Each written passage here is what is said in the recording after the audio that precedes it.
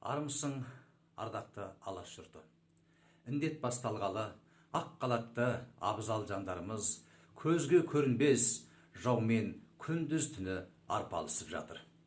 Мақсаты өмірі мен саулығын тәуекел етіп халқымызды қорғау.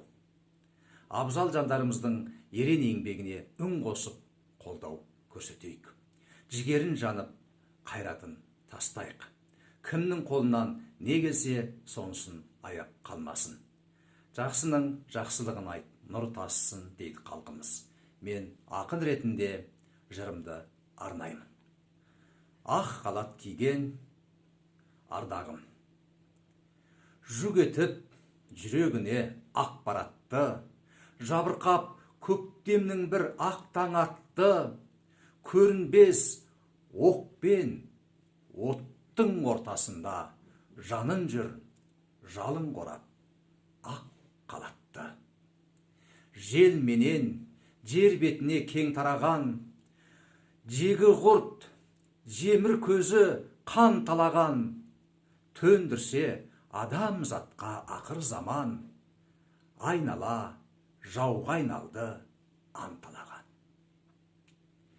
Сертінің адал туған асқарында, өмірдің арай төккен аспанына, көктемнің ақ сәулесі ақ қалаттым, жеткізет бізді жарқын жаз таңына.